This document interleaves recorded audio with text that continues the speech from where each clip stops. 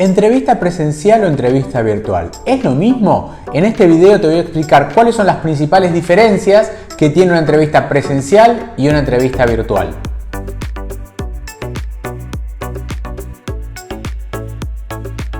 Una entrevista presencial o entrevista virtual tiene muchas similitudes y también muchas diferencias. Claramente las mayores diferencias que vamos a tener tiene que ver en torno al ambiente en el cual vamos a realizar una entrevista.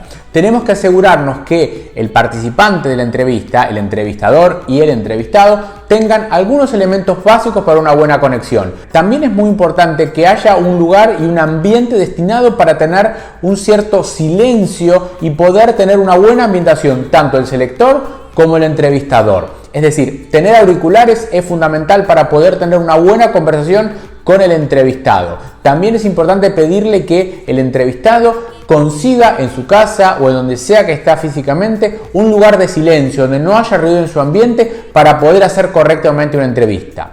Lo tenemos que citar diciéndole que lo vamos a tener más o menos una conexión de entre 25 hasta 35 minutos. Y otro tema muy importante es que tenemos que asegurarnos, si somos entrevistados, tener la formalidad que requiere la entrevista y el entrevistador también. Ambos tienen que tener una cierta formalidad desde el punto de vista del atuendo, de la vestimenta, de la misma manera como haríamos si vamos en persona a hacer una entrevista.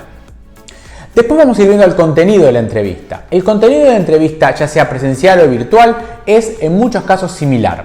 Vamos a indagar sobre la historia laboral de la persona. Después nos interesa mucho saber sobre sus comportamientos. Les vamos a formular todas las preguntas y las repreguntas para poder observar sus competencias.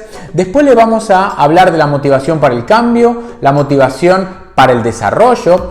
Vamos a ir viendo cuál fue su relación con su jefe y cuáles son los métodos de aprendizaje.